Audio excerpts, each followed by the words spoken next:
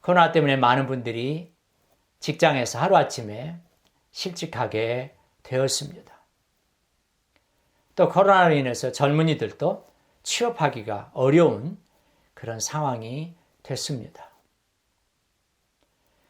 한마디로 모든 분들이 마치 캄캄한 암흑 속에, 터널 속에 갇힌 시간을 지금 보내고 있습니다. 코로나가 발생한 이후로 한국 교회가 또 우리 모든 그리스도인들이 얼마나 하나님 앞에 간절하게 지금 기도하고 있는지 모릅니다.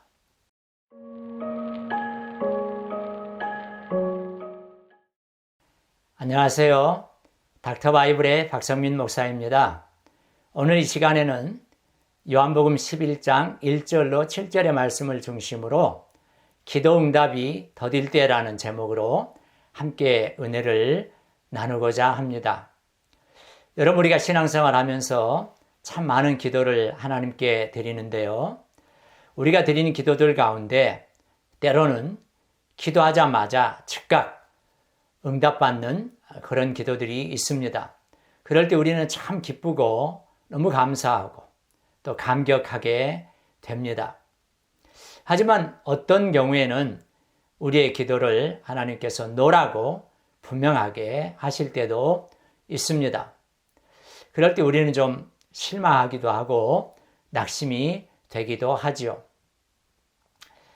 그런데 우리를 가장 힘들게 하는 것 중에 하나는 바로 하나님께서 wait라고 말씀하실 때가 아닌가 싶습니다. 기다려야 되는 경우죠. 그런데 그 시간이 너무 길어지면 참 우리가 많이 힘들게 됩니다.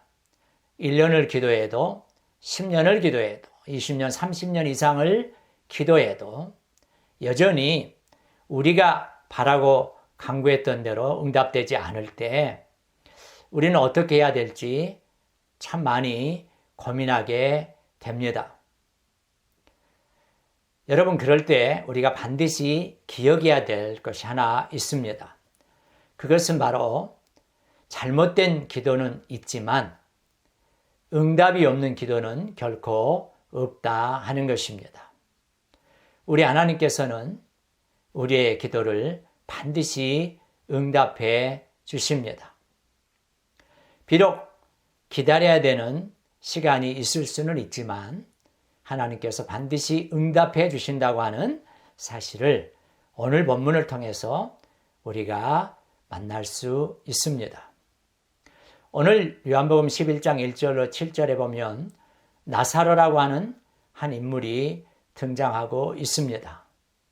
그가 병들어 죽게 되었고 그의 누이들인 마리아와 마르다는 사람을 보내서 예수님에게 고쳐주실 것을, 살려주실 것을 이제 요청하고 있습니다. SOS를 보낸 것이죠. 그런데 이틀이 지나도 사흘이 지나도 아무런 소식이 없습니다. 예수님께서도 오시지 않고 어떤 응답도 없습니다. 그러는 가운데 결국 나사로는 죽게 되었습니다. 여러분, 이와 같이 우리가 오래 기다려도 아무런 응답이 없을 때 우리는 어떻게 해야 될까요? 세 가지를 기억하면 좋겠습니다. 첫 번째는 하나님의 사랑을 믿어야 합니다. 우리가 고통이나 불행을 겪게 되면 가장 먼저 우리는 하나님의 사랑을 의심하게 됩니다. 하나님께서 나를 사랑하신다면 어떻게 나에게 이런 질병이나 이런 고통이나 또 죽음의 고통이 찾아오게 되었을까? 우리는 의심하게 되고 또 질문하게 됩니다. 여러분, 그런데 오늘 본문은 하나님께서 사랑하시는 사람에게도 이런 질병이라든지 또 여러 가지 어려운 고통, 또 힘든 고통, 감당하기 힘든 그런 문제들이 올 수 있다. 심지어 죽음까지도 올 수 있다라고 하는 것을 우리에게 말씀해 주고 있습니다. 3절 말씀을 함께 보면 좋겠습니다. 3절에 보니까 이에 그 누이들이 예수께 사람을 보내어 이르되 주여 보시옵소서 사랑하시는 자가 병들었나이다. 이렇게 3절이 기록하고 있습니다. 주님께서 나사로를 사랑하셨음에도 불구하고 그의 인생에 질병과 죽음의 고통이 찾아온 것입니다. 그러므로 우리도 우리 인생의 도상에서 질병과 죽음과 같은 감당기 어려운 그런 고난이 찾아올 때라도 어떤 경우에도 하나님의 사랑만은 우리가 의심하지 말아야 합니다. 때로 우리가 겪게 되는 질병이나 죽음의 고통 같은 경우에 그 이유를 우리가 납득하지 못할 수도 있습니다. 그러나 우리를 향한 주님의 사랑이 지속된다면 다릅니다. 그러므로 고통의 현실이 조금도 나아지지 않더라도 우리가 하나님의 사랑만은 붙잡아야 합니다. 하나님의 사랑을 붙잡고 하나님의 사랑을 확신한다면 마침내 우리는 믿음의 응답을 받고 그리고 승리하게 될 것입니다. 두 번째로 하나님의 섭리를 믿어야 합니다. 어떤 섭리입니까? 하나님의 선하신 섭리입니다. 오늘 우리의 고통이 마침내 하나님의 선하신 뜻을 이룰 줄 믿어야 합니다. 우리의 고통이 마침내 하나님의 영광을 가져올 줄 믿어야 합니다. 4절 말씀입니다.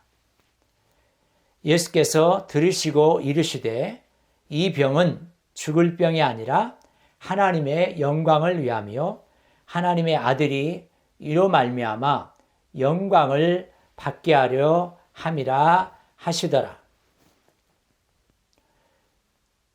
물론 나사로는 죽었습니다. 그러나 우리는 그 다음을 생각할 수 있어야 합니다. 그는 죽음에서 다시 살아났습니다.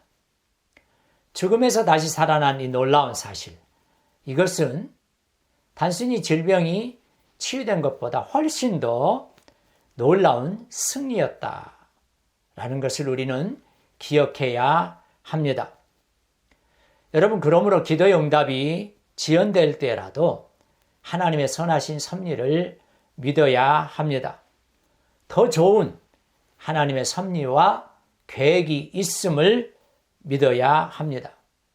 반드시 하나님의 선하신 섭리, 그리고 더 놀랍고 좋은 계획과 섭리가 있습니다. 그러므로 기도하면서 기다려야 합니다. 더 좋은 방법으로, 더 놀라운 방법으로 역사하시고 응답하실 하나님을 바라보며 기도해야 합니다. 세 번째로 하나님의 신실하심을 믿어야 합니다. 오늘 우리가 읽지는 않았습니다마는 동일한 내용이 담겨져 있는 요한복음 11장 41절에 보면 예수님은 하나님의 궁극적인 신실하심을 아셨기에 또 하나님의 궁극적인 계획을 아셨기에 하나님 앞에 감사의 기도를 드렸습니다. 이런 상황에서 우리 예수님께서 성부 하나님께 감사할 수 있었던 이유가 무엇일까요? 그것은 바로 우리 주님께서 아버지 하나님의 신실하심을 믿었기 때문입니다. 또한 42절에서 우리는 하나님의 신실하심에 대한 우리 주님의 확신의 마음을 읽어낼 수 있습니다. 예수님께서 42절에서 이렇게 말씀하고 있습니다. 항상 내 말을 들으시는 줄을 내가 알았나이다. 그러나 이 말씀을 하옵는 것은 둘러선 무리를 위함이니 곧 아버지께서 나를 보내신 것을 그들로 믿게 하려 함이니이다. 여러분, 그러므로 우리의 기도에 응답이 더딜 때라도 우리의 삶이 너무도 막막하고 힘들고 마치 터널 안에 갇힌 것 같은 상황이라 할지라도 우리는 하나님의 신실하심을 믿어야 합니다. 여러분, 우리는 지금 코로나로 인해서 매우 힘든 시간을 보내고 있습니다. 많은 분들이 코로나 때문에 죽음을 또 경험하시기도 했고, 또 어떤 분들은 여전히 중증의 상태에서 고통을 받고 계십니다. 또 완치됐다 하더라도 그 후유증이 만만치 않다는 그런 보고들이 계속 또 되고 있습니다. 코로나 때문에 많은 분들이 직장에서 하루아침에 실직하게 되었습니다. 또 코로나로 인해서 젊은이들도 취업하기가 어려운 그런 상황이 됐습니다. 한마디로 모든 분들이 마치 캄캄한 암흑 속에, 터널 속에 갇힌 시간을 지금 보내고 있습니다. 코로나가 발생한 이후로 한국 교회가 또 우리 모든 그리스도인들이 얼마나 하나님 앞에 간절하게 지금 기도하고 있는지 모릅니다. 코로나를 하루속히 정지시켜 주시고 다시 일상의 회복을 주시기를 특별 기도회를 통해서 또 철야 기도를 통해서 새벽 기도를 통해서 예배 드릴 때마다 또 개인적으로 기도할 때마다 하나님 앞에 간절하게 우리가 기도했습니다. 그리고 지금도 기도하고 있습니다. 하지만 여전히 코로나가 아직 극복이 되지 않고 있는 상황입니다. 여러분, 이럴 때 우리는 어떻게 해야 될까요? 우리의 자녀들의 취업의 문이 막히고 또 우리의 자녀들의 진학의 문제가 있을 때, 또 우리에게 개인적으로 질병이나 또 물질적인 어려움이 생길 때 우리는 어떻게 해야 됩니까? 기도해야 합니다. 반드시 기도해야 합니다. 기도하면서 우리는 세 가지 사실을 붙잡아야 합니다. 이 모든 어려움 가운데 하나님의 놀라우신 또 선하신 섭리와 계획과 뜻이 있음을 믿어야 합니다. 또한 하나님의 사랑을 믿어야 합니다. 여전히 하나님께서 우리를 사랑하신다고 하는 사실을 믿어야 합니다. 그리고 하나님의 신실하심을 우리가 붙잡아야 합니다. 우리 하나님은 신실하신 분이십니다. 그리하여 마침내 하나님의 영광을 우리를 통해서 드러내시게 될 것입니다.